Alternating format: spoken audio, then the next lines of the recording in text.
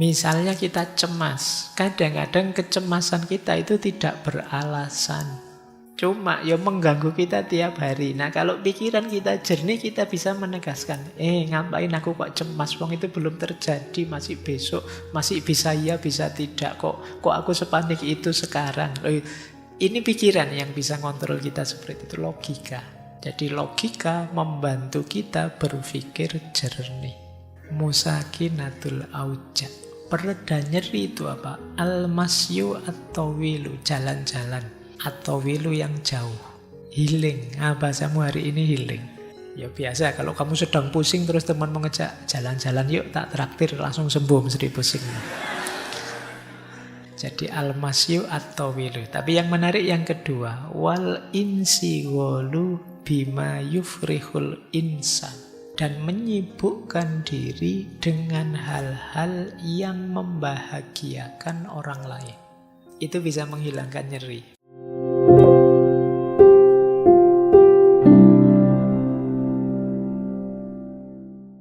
Sekarang mulai menyehatkan jiwa. Kita awali dari beberapa gangguan jiwa.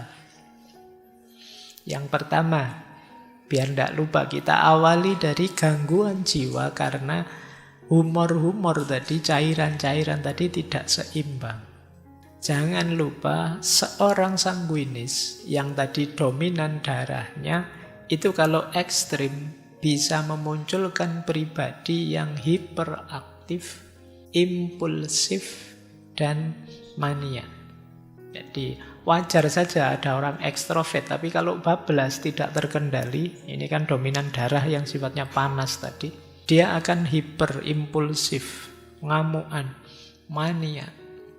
Makanya dalam bahasa Indonesia kan ada istilah darah muda, darah panas. Itu sebenarnya arahnya ke sini. Karena memang aspek darah itu unsur panas. Jadi kalau kalian merasa, Pak saya kok ngamuan ya Pak, saya kok tidak bisa diam ya Pak saya. Ya harus hati-hati, harus siap-siap untuk ngerem. Karena kalau tidak, ya ketemunya itu hiperaktif, impulsif, dan mania. Sementara yang flegmatis tadi yang cenderung tenang, cenderung tidak mudah terpengaruh, dominasinya yang lendir tadi, yang paling bawah, balhom, itu dalam bentuk ekstrim akan melahirkan orang yang apatis, cuek, lamban. Jadi disuruh ngapa-ngapa nanti saja, besok saja. Itu kalau dalam bentuk ekstrimnya ya masalah, jadi orang apatis. Apatis itu sudah tidak percaya lagi apa-apa, sudah cuek total pokoknya. Nah ini kalau dominan terlalu besar aspek flegmatisnya. Kemudian kalau yang terlalu dominan kolerisnya, yang tadi leader tadi, seorang yang ingin dominan tadi, pada akhirnya dalam bentuk ekstrim yang mulai ada disorder, gangguan jiwa, itu biasanya muncul dalam bentuk agresif, antisosial, dan narsis. Jadi orang narsis itu kan ingin tampil terus, ingin dia disebut unggul terus, disebut baik terus. Ada ndak di sini yang tiap hari posting selfie-annya sedang ngapain, sedang apa, sampai temenmu bosen nge-like, bosen jempoli. Jadi kamu khawatir hilang, kamu ada FOMO-nya terus tiap hari tampil. Hati-hati jatuh pada narcissistic disorder. Justru kamu jadinya ndak menikmati hidup. Kamu hidup mengandalkan pengakuan orang, pujian orang. Ini juga masalah, makanya hati-hati. Apalagi ada ciri antisosial. Karena tadi orang koleris itu kekurangannya kan sering daya empatiknya rendah. Jadi dia pinginnya maju, pingin sukses. Lupa bahwa orang lain mungkin ada situasi-situasi khusus yang tidak sama dengan dirinya. Kemudian kalau yang melankolis, yang dominasi empedu hitam tadi, bentuk ekstrimnya adalah putus asa, cemas, pesimis, overthinking. Nah, dari gangguan-gangguan ini semoga teman-teman tidak ada yang merasa ngalami. Kalau ada, ya berarti gangguan jiwa. Ini bentuknya agak ekstrim. Tidak apa-apa teman-teman, sekali-sekali kalau memang merasa terganggu dengan ini, datang saja ke psikolog, psikiater. Tidak apa-apa, itu bukan aib. Ya sama kayak sakit fisik kita nyari dokter, ya sakit mental juga kita cari ahlinya. Kalau memang sedang gelisah. Kalau sarannya Ibnu Sina apa? Kalau penyakit akibat ketidakseimbangan cairan ini, yang pertama perhatikan dietnya. Apa yang harus dimakan, apa yang jangan dimakan. Nanti ada makanan yang sifatnya panas, dingin, lembab, kering. Nah, itu untuk menyeimbangkan tadi yang dominan apa berarti kurang apa. Ya nanti kapan-kapan kalau ada yang perlu nanti tak kasih apa sih yang kalau dominan sanguinis, flegmatis, koleris, melankolis itu apa yang harus dimakan, dietnya apa. Cuma kalau disampaikan di sini agak bertele-tele karena masih banyak materinya. Kemudian yang kedua, gaya hidup olahraga. Cukup istirahat, cukup. Semoga teman-teman termasuk yang masih sadar olahraga dan sadar istirahat. Kalau olahraga mungkin masih banyak yang suka ya. Saya olahraga tiap hari Pak, kalau ada siaran langsung sepak bola mesti nonton. Itu namanya bukan olahraga, nonton olahraga.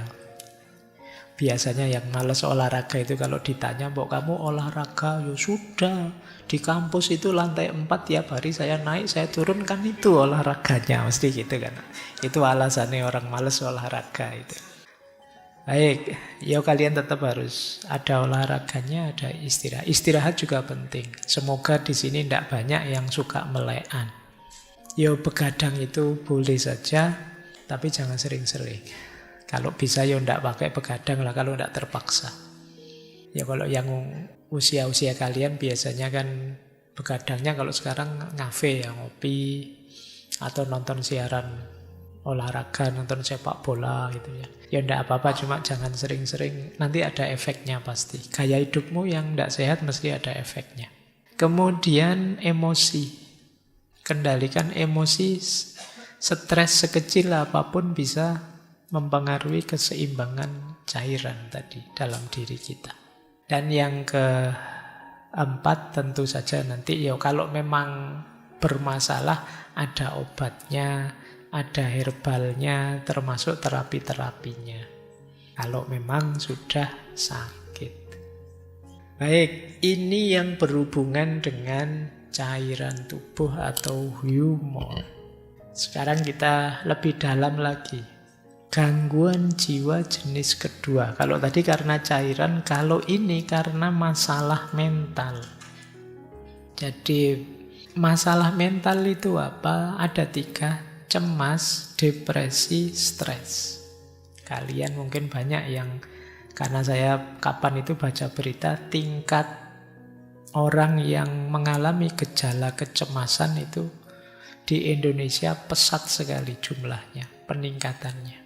Kalian juga kan sering mencurhatkan overthinkingmu dan lain sebagainya. Itu gangguan kecemasan sebenarnya. Solusinya menarik, kata Ibnu Sina, kalau untuk masalah mental yang itu isinya cemas, depresi, stres, lakukan terapi mental juga. Terapi mental itu isinya 3, logika, ilmu, dan filsafat. Nah, ini menarik ya, terapinya malah isinya belajar semua. Wong lagi stres kok disuruh belajar, itu gimana? Maksudnya apa? Yang pertama, logika itu membantu kita berpikir jernih dan rasional. Misalnya kita cemas, kadang-kadang kecemasan kita itu tidak beralasan. Cuma ya mengganggu kita tiap hari. Nah kalau pikiran kita jernih, kita bisa menegaskan, ngapain aku kok cemas, wong itu belum terjadi, masih besok, masih bisa ya, bisa tidak, kok aku sepanik itu sekarang. Ini pikiran yang bisa ngontrol kita seperti itu, logika. Jadi logika membantu kita berpikir jernih. Nah, teman-teman boleh mulai latihan logika, ya, latihan berpikir jernih dan rasional. Kemudian yang kedua, ilmu. Kenapa harus ilmu? Ilmu itu membantu kita memahami dunia. Seringkali yang membuat kita stres, depresi, cemas, itu kan situasi-situasi di sekeliling kita yang kita tidak paham. Kemarin waktu pandemi itu seluruh dunia belum terlalu paham tentang kerja dan mekanismenya virus COVID-19. Semuanya panik, banyak orang stres, banyak orang depresi. Tapi begitu diteliti kemudian tahu, oh ternyata virusnya ini, cirinya begini, kelemahannya ini. Ini kan ilmu.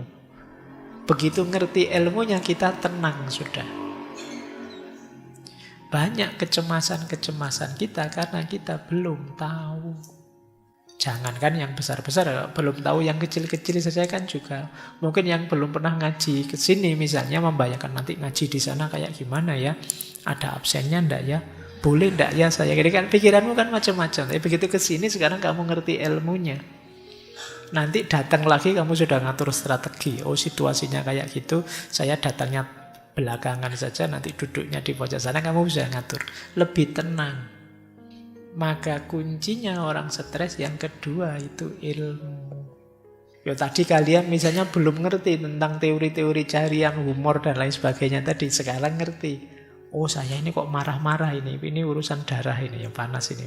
Berarti jangan makan ini dulu, jangan ini dulu biar nggak tambah ngamuan. Ini sekarang kita ngerti ilmunya. Yang ketiga filsafat. Apa manfaatnya filsafat?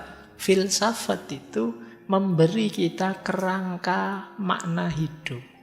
Menunjukkan kita tujuan ideal hidup. Dan ini menenangkan. Banyak orang yang hidupnya tidak punya tujuan, tidak punya idealisme dan lain sebagainya. Sehingga ngambang, sehingga mudah stres. Orang itu kalau punya tujuan hidup, punya visi, punya makna hidup, mungkin mengalami kegagalan-kegagalan kecil bagi dia biasa. Yang penting tetap lanjut menuju cita-cita besarnya. Dan cita-cita besar ideal itu ya kita menempuhnya lewat jalur filsafat. Saya sering bilang filsafat itu salah satu jalan untuk kita menseriusi hidup. Jadi selama ini mungkin kita autopilot saja. Bahkan kalian mungkin kuliah sudah semester akhir juga masih belum punya cita-cita, belum punya tujuan. Kalau ditanya hidupmu mau kamu bawa kemana? Kamu ingin hidup yang seperti apa? Belum tahu Pak, belum mikir ke sana. Bahkan jurusan ini saya kira saya juga salah ngambilnya. Kamu bisa begitu. Kamu bisa sampai dewasa tidak punya orientasi, tidak punya tujuan. Nah, filsafat membantu kita menemukan itu. Jadi menarik, kalau itu gangguan mental sifatnya, masalah-masalah mental seperti cemas, depresi, takut, solusinya 3. Logika, ilmu, dan filsafat. Makanya kemarin kita ngaji terus yang jadi buku itu judulnya Menjaga Kewarasan. Jadi kita belajar filsafat itu bagian dari menseriusi hidup biar kita tetap waras. Karena waras versi kita itu kamu cari di ChatGPT juga tidak ada. Seandainya ada juga tidak mesti cocok. Karena yang tahu hidup kita itu diri kita. Jadi coba kamu tanya ya di GPT. Wahai ChatGPT, tolong bantu saya biar saya bahagia bagaimana ya. Dia mesti ngomong macam-macam tapi tidak mesti cocok dengan kita. Karena yang tahu diri kita itu kita sendiri. Nah, di sini gunanya kita logika. Di situ gunanya kita belajar sendiri biar dapat ilmu. Belajar cara berpikir filosofis biar bisa merangkai makna untuk hidup kita.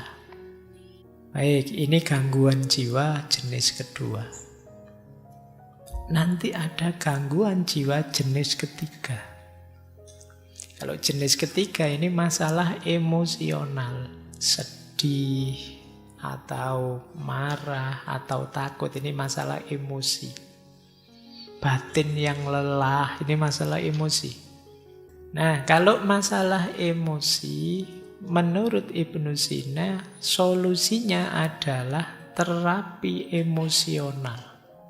Terapi emosi kalau tadi logika, ilmu, filsafat, kalau ini musik, puisi, dan seni. Nah ini menarik ya. Jangan salah, Ibnu Sina juga ahli musik. Beliau bisa memainkan banyak alat musik, juga bisa menyanyi. Musik, kata Ibnu Sina, bisa membantu kita untuk meredakan ketegangan, menemukan kedamaian, juga mengekspresikan emosi. Kalau kalian sedang sedih, marah, atau sedang sangat jengkel, itu kan kadang-kadang coba cari alat musik apa, terus kamu main sak kapoke, lampiaskan kamu bisa. Tidak bisa Pak saya main Pak, yus dimain ke sak senengmu aja kan sudah bisa untuk pelampiasan. Ada gitar nganggur, kamu genjreng sak kapoke, sak pedote, senare gitu ya wis puas aku misalnya. Nah ini yang disebut terapi emosional. Nyanyi, karaoke sak keras-kerasnya nyanyilah, itu bisa meredakan ketegangan dalam batin. Jadi musik bahkan bisa mendamaikan, tenang gitu. Kadang kalian dengerin musik apa itu rasanya sudah lupa dengan masalah-masalah yang tadi menegangkan kita. Jadi musik penting untuk membantu kita tenang. Dia bisa jadi katarsis. Lanjut. Terus puisi dan seni. Puisi bisa membuat kita lebih luas. Dulu mungkin teman-teman masih ingat ya, kalau tidak salah tokohnya Hasrat Inayat Khan.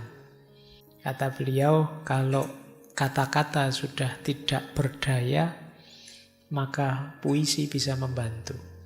Kalau puisi juga masih tidak ngangkat, musik bisa mewakili kita. Musik ya bukan lagunya, bukan syairnya. Kalau syairnya kan cenderung ke puisi, tapi musik itu kan tidak ada kata-katanya, dan kepala kita akan menerjemahkan sesuai kondisi kita masing-masing. Ya nanti kalau digabung dengan pandangan sufi yang lain, pada puncaknya sebenarnya katarsis paling hebat adalah kediaman kita. Jadi keheningan itu bisa, tapi yang paling tidak kan coba kalau teman-teman sedang sangat marah, sedang sangat sedih, dan belum bisa mengatasi sendiri. Misalnya tadi pikiran yang kita minta untuk mengendalikan sudah tidak berdaya karena saking sedihnya kita. Seni dan musik, juga puisi bisa membantu. Setiap kita pasti bisa nulis puisi. Tidak ada puisi yang jelek. Jadi kalau ada orang bilang, ini puisinya jelek, loh justru yang jelek itu lebih puitis. Makanya kalian pede saja, tulis saja. Lampiaskan apa yang ada di pikiranmu, suka-suka kamu sudah. Nah, ini kan sebutannya makanya puisi. Ya kalau nulis beneran kan kamu rapi, ada subjek, predikat, objeknya, kalimat utuh. Tapi begitu puisi, sudahlah nulis saja. Tidak usah ditanyakan ini maksudnya apa, itu maksudnya apa. Suka-suka kamu saja. Karena memang tujuannya untuk katarsis. Baik, jadi kalau teman-teman mengalami gangguan jiwa jenis ketiga ini, musik, puisi, seni bisa membantu. Lanjut. Sekarang gangguan jiwa tipe keempat. Ini gangguan jiwa karena masalah spiritual. Ini harusnya agak panjang ya. Ketika kita merasa kehilangan makna hidup, kita merasa jauh dari Tuhan. Nah, kata Ibnu Sina, ambil terapi jenis spiritual. Terapi spiritual itu komponennya 3. Doa, zikir, dan meditasi. Menenangkan diri, uzlah. Doa bisa membantu kita menemukan kedamaian batin. Zikir bisa membantu kita fokus pada hal-hal yang positif. Meditasi bisa membantu kita menenangkan pikiran dan tubuh. Jadi jangan lupa Ibnu Sina itu pikirannya lengkap. Nanti kitab-kitabnya belakangan juga tidak hanya filsafat, tapi corak tasawuf, corak mistiknya juga kuat. Beliau juga menulis misalnya falsafah masyrikiyah, filsafat timur. Beliau juga punya cerita-cerita seperti Hai bin Yaqdhan. Hai bin Yaqdhan itu yang lebih nulis cerita itu dulu ya Ibnu Sina, meskipun nanti nama tokohnya diambil oleh Ibnu Tufel untuk menulis cerita yang sama tapi dengan plot yang berbeda. Ada banyak cerita-cerita spiritual yang ditulis oleh Ibnu Sina karena beliau juga concern dengan masalah-masalah spiritual. Bahkan di falsafah Masyrik itu ya beliau melihat bahwa manusia itu ada secara spiritual, ada tipe abid, ada tipe zahid, ada tipe arif. Abid itu orang yang menghidupkan spiritualitasnya lewat jalur ibadah. Rajin sholat, rajin puasa, sedekah, dan lain sebagainya. Ini tipe abid. Ada tipe zahid. Tipe zahid itu seperti para sufi yang melakukan uzlah, takholak bi ahlakillah, dan lain sebagainya. Ini tipe zahid. Menjauh dari godaan dunia, keramaian dunia, memantapkan diri hanya menuju Allah saja. Ini namanya tipe zahid. Kemudian yang terakhir tipe arif. Tipe arif itu orang yang sudah mengalami pencerahan. Orang yang sudah kasyaf, sudah ma'rifat, sudah ngerti hakikat segala sesuatu. Ini tipe arif. Ada abid, ada zahid, ada arif. Kalau kalian tipe apa? Abid kah? Sholatnya masih bolong-bolong, Pak. Tidak berani bilang abid. Zahid, apalagi, Pak. Arif, sangsoyo.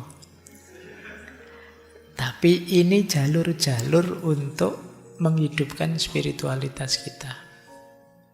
Nanti orang yang menempuh jalur ini ingin menghidupkan spiritual, namanya adalah murid. Murid itu ya secara letterlek kan orang yang menginginkan. Tentu saja murid nanti dituntun oleh mursyid. Orang yang menuntun, menunjukkan. Jadi baik, masalah spiritual, orang menyebutnya hari ini ada istilah krisis spiritual. Krisis spiritual itu tidak sekedar lupa Tuhan, tapi orang merasa kosong, merasa hampa, hilang makna. Mungkin kalian sering bertanya pada dirimu, hidup kok seperti ini ya? Apa gunanya aku hidup? Apa pentingnya sih aku hadir di dunia ini? Ini krisis-krisis spiritual. Apa makna diriku? Apa makna kehadiranku? Siapa sih aku ini? Aku dulu tidak minta kok dihadirkan sekarang. Itu kalau kalian lelah dengan hidupmu sampai selevel itu, kalian sedang mengalami krisis spiritual. Kalian merasa tidak bernilai, tidak bermakna. Krisis spiritual itu biasanya diawali dari, tadi sudah sedikit saya sebut, kalian lupa tujuan. Kalian tidak tahu hidupmu itu mau kemana. Dan dulu asalnya dari mana. Ini kalau orang Jawa konsep ini disebut sangkan waraning dumadi. Kalian lupa aspek ini sehingga kalian kelelahan sendiri. Kalian lupa bahwa hidup ini dulu asalnya dari mana dan besok mau menuju kemana. Kalian anggap hidupmu itu ya seputar aktivitasmu sehari-hari itu saja. Yang mahasiswa menganggap hidup itu ya seputar kuliah, kos-kosan, pacaran, mungkin seputar itu saja. Padahal tidak sekedar itu kalian dihadirkan oleh Allah untuk hidup. Nah, kalau ada yang alami begini, batinmu sedang sangat lelah, berarti kalian sedang mengalami krisis spiritual. Hal yang sama sering disebutkan berhubungan dengan peradaban barat yang terlalu positivistik. Kalau teman-teman baca tulisannya Saidusen Nasr itu, barat itu maju luar biasa, tapi dia melupakan satu unsur yang sebenarnya esensial, fitri dalam diri manusia, yaitu aspek spiritual. Sehingga kemudian belakangan kan banyak orang barat yang kemudian geser ke ranah spiritualitas. Baik ya, kalian coba ya mulai introspeksi. Ya hidup kita ini lengkap sih, ada fisik jasadnya, tadi ada emosinya, ada mentalnya, ada jiwanya, dan ada unsur spiritualitasnya. Semuanya harus waras. Kalau ada yang tidak waras, ya hidupmu akan tidak seimbang, timpang. Jadi keywordnya konsep kesehatan mentalnya Ibnu Sina adalah keseimbangan. Makanya tadi cairan-cairan tadi tidak ada kok. Harus cairan ini saja tidak ada. Ya semuanya penting tapi jangan berlebihan. Jangan ada yang terlalu dominan. Nanti akan menyusahkanmu. Baik, nah solusi apa kalau kalian mengalami krisis spiritual? Ya terapi spiritual. Yang pertama doa. Doa itu tidak sekedar minta pada Tuhan, tapi juga kesadaran kita bahwa kita itu lemah. Ada banyak hal yang kita tidak mampu, maka kita perlu intervensi, perlu Tuhan membantu kita. Jadi, dan bukan masalah dikabulkan atau tidak dikabulkan kalau dalam konteks ini, tapi kesadaran kita bahwa Tuhan selalu ada, selalu hadir, dekat dengan kita, itu sudah membuat kita nyaman. Yang kesadaran ketuhanan, kesadaran ilahiyah inilah yang selama ini sering lepas dari keseharian kita. Sekali-sekali kalau teman-teman bisa ya, coba dicek dalam sehari kira-kira berapa menit atau berapa puluh menit, syukur-syukur ada ndak 1 jam teman-teman melakukan aktivitas dengan sadar bahwa Allah sedang mengawasiku, Allah selalu dekat dengan aku. Pernah ndak begitu? Mungkin sedang kuliah sih dengan dosen, saya kuliah kayak gini, ya Allah ngawasi loh ya saya. Nah itu pernah, kesadaran ini kira-kira berapa persen muncul dalam hidup kita? Wong kadang-kadang sholat saja ndak ada kesadaran itu kan juga. Padahal sholat itu momen ketika kita berhadapan-hadapan dengan Allah, tapi kesadaran itu juga ndak muncul. Kayak kita ngobrol dengan orang, tapi kita ndak peduli yang kita ajak ngobrol siapa. Ya untungnya Allah itu sangat sayang dengan kita. Baik, oke ya, ini krisis spiritual. Selain doa juga ada zikir. Zikir itu ya makna letterleknya ingatan dan sebutan. Jadi pikiran kita senantiasa dalam kesadaran Tuhan dan mulut kita senantiasa menyebut namanya, terus itu disebut zikir. Meditasi ya aktivitas menenangkan diri. Kalau dalam Islam ada istilah iktikaf, berhenti sejenak, ada istilah muhasabah, ada istilah tafakur, itu setara dengan itu. Menghidupkan mindfulness dulu pernah kita bahas. Jadi ini krisis spiritual. Krisis spiritual ini gejalanya paling samar. Kalau krisis sebelumnya teman-teman stres, teman-teman depresi, teman-teman marah, itu kan kelihatan. Tapi begitu krisis spiritual tidak kelihatan. Hanya kita yang tahu, karena berhubungan dengan dimensi batin kita yang agak dalam. Mungkin kelihatan orangnya sabar, tidak stres, nyaman, bisa menikmati hidup, tapi sebenarnya dia merasa hampa, merasa dirinya kosong. Nah itu bisa saja begitu. Makanya ini teman-teman harus lebih dalam melihat dirinya untuk melihat kalau ada masalah-masalah spiritual. Kita masuk ke beberapa quote yang menurut saya menarik dari Ibnu Sina. Yang pertama, ini quote-nya bahasa Arab ya, tidak apa-apa, anggap saja ngaji kitab kuning. Ini menarik, kata beliau. Musakinatul auja'i al-masyu at-tawilu wal insighalu bima yufrihul insan. Musakinatul auja' itu pereda nyeri. Itu mungkin bahasa Arabnya apa? Paracetamol. Ya, itu musakinatul auja.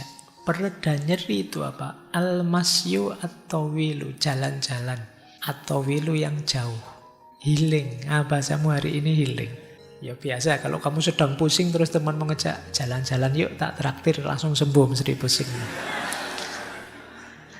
Jadi al-masyu at-tawilu. Tapi yang menarik yang kedua, wal insighalu bima yufrihul insan.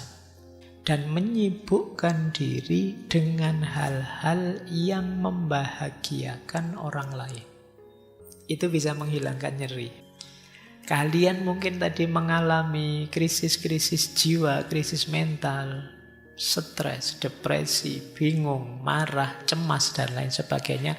Coba kalian hilangkan dengan cara apa? Sibuklah berkontribusi untuk orang lain.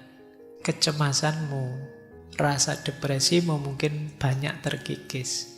Karena secara sekaligus ketika kamu berbuat baik pada orang lain, sebenarnya kalian sedang menegaskan dirimu bahwa ternyata aku ini penting juga ya. Ternyata aku ini ada gunanya juga ya. Ternyata aku ini meaningful juga dalam hidup ini. Itu menggembirakan. Jadi kalau kita berbuat baik pada orang lain, itu sebenarnya kita sedang berbuat baik pada diri kita sendiri. Kan itu ada hadisnya yang begitu. Dan ini memang makna langsungnya begitu. Begitu kita mampu berbagi kebaikan pada orang lain, muncul kalau bahasa psikologi namanya self-esteem, kebanggaan diri. Alhamdulillah meskipun kecil, aku bisa bantu orang lain. Meskipun sepele, hidupku ternyata bermakna juga. Nah itu yang disebut al-insigol bima yufrihun nas. Ya kalau yang pertama al-masyu at-tawil itu memang untuk meringankan hati, maksudnya keluar-keluar sana loh, jangan stuck di situ terus. Kalau kamu di kamar terus murung, terus mengurung diri, ya tidak longgar hidupmu. Biar tidak sumpek lagi, tidak stres, coba lihat keluar-keluar. Ya ke sekitar-sekitar lah, Pak saya tidak punya uang, Pak keluarnya paling ke kos sebelah. Tidak apa-apa, mungkin di kos sebelah kamu akan ketemu temanmu yang lebih susah daripada kamu. Itu kan kamu terus bersyukur, alhamdulillah. Nasibku jelek tapi ternyata ada yang lebih jelek. Itu gunanya kamu healing-healing, jalan-jalan keluar. Nah, ini menarik ya satu kalimat ini, musakinatul auja. Lanjut. Quote kedua. Ini wanti-wanti dari beliau. Ini yang kadang-kadang kita berat menjalankannya. Ihdharul batnah. Jagalah benar-benar perutmu.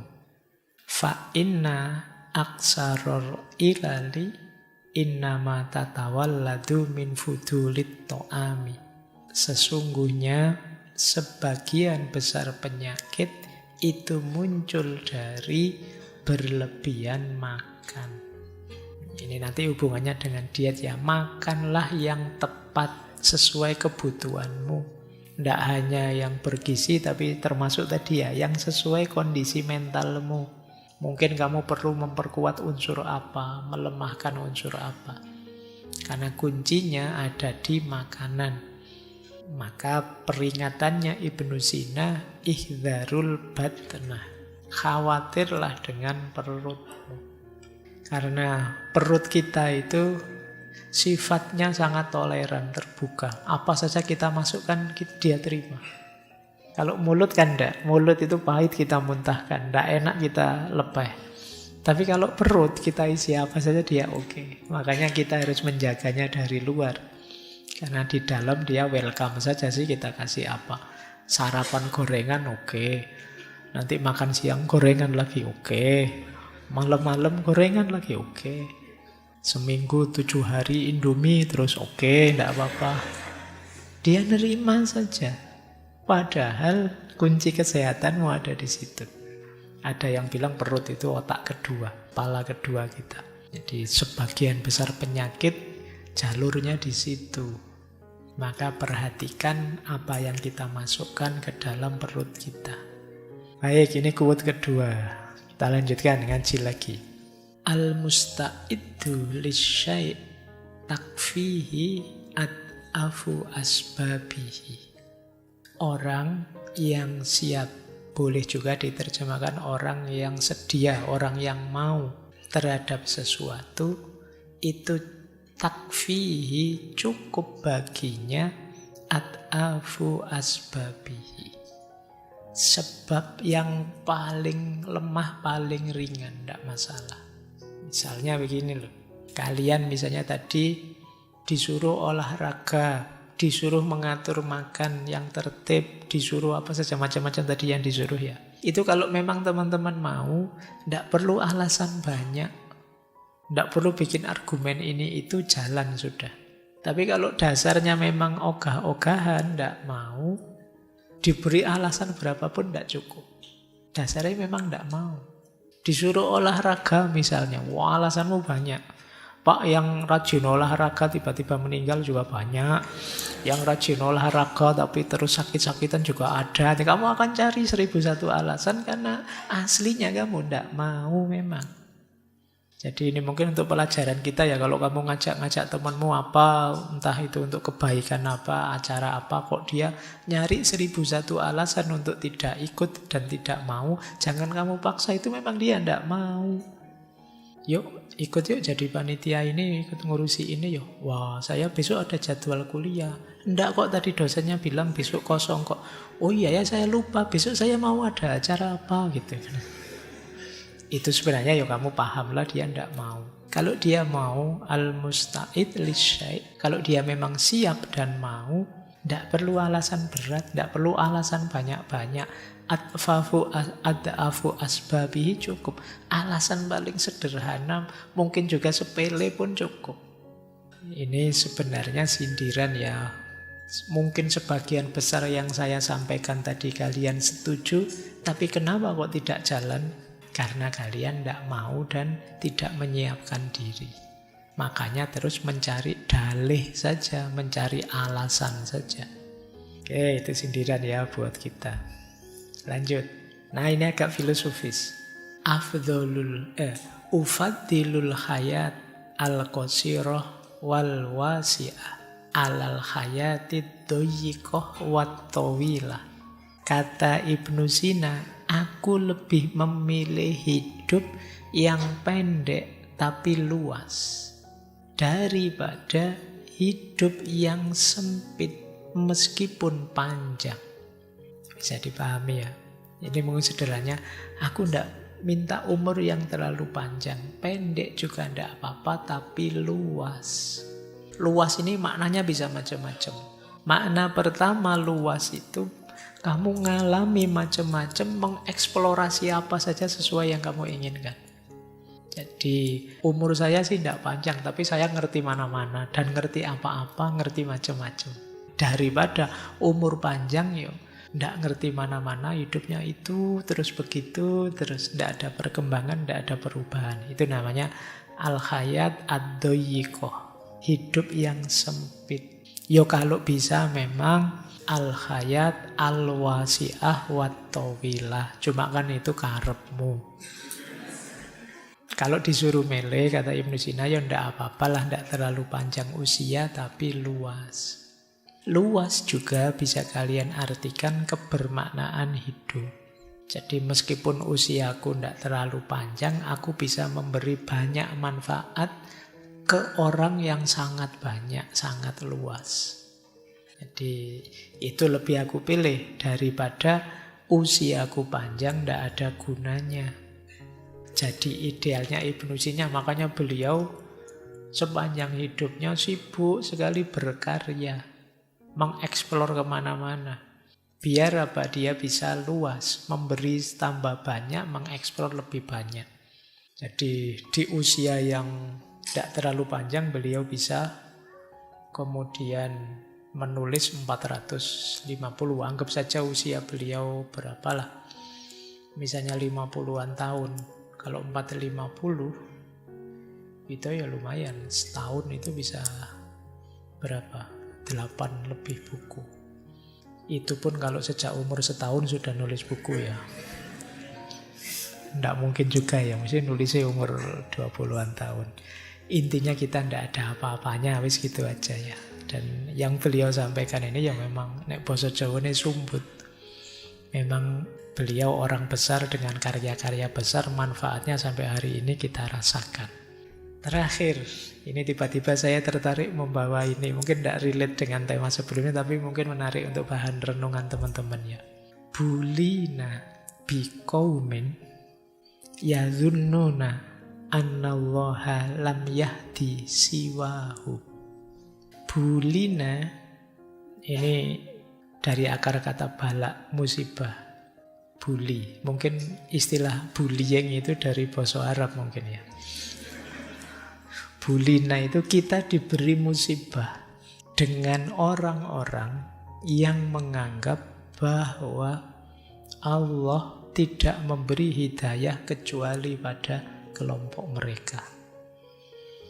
Maksudnya apa? Ini zamannya Ibnu Sina ya. Beliau menganggap banyak orang yang merasa dirinya dan kelompoknya lah yang paling benar. Kemudian kelompok yang merasa paling benar ini melakukan kezoliman pada kelompok yang mereka anggap salah. Itulah maka beliau pakai kalimat bulina. Kita diberi musibah dengan orang-orang seperti ini.